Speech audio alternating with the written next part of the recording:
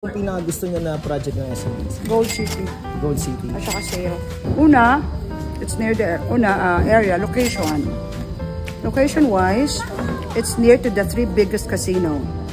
Okay, the City of Dreams, the Okada, and then the other one, ano ba yung isang casino dyan? Magkakasunod din eh. City of Dreams, Okada. Ano pa ka isang mga casino? Tabi sa City of Dreams. Isa pa? Soler. Okay, and it's also just 3.5 kilometers away to MOA area. Number 2, ang airport kasi hindi natutulog. No, it's 24/7 operational. And sa airport natin, walang malapit na hotel. You have to go to Pasay.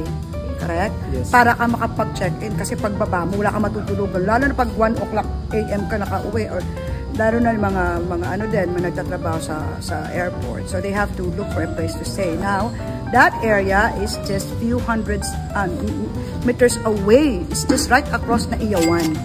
So pag nakatayo na yan, number 1, 24/7, pwede siyang maka-check-in yung client mo if you do that for business as an investment.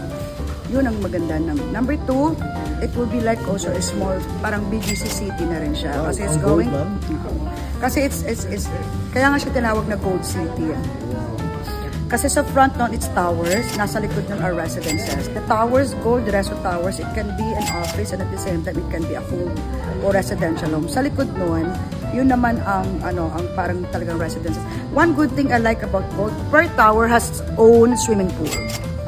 Wow. Ibang condo kasi, like nasa gitna siya, like Tower G, isang swimming pool, tapos 2 tower lang nagkarap nasa gitna. So parang each gitna nun, meron talagang sarili nilang pool. Unlike sa iba, 6 na yung towers and isa lang ang pool. So nag-aagawan sila.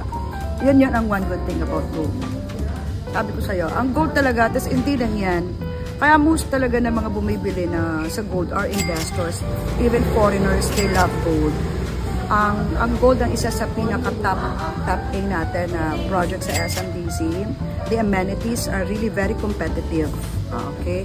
It's right. Pagbaba mo, SNR na rin. Nandun lahat. So, ako, magbenta ko. Hindi ka pa ba nakadaan? Sarap ng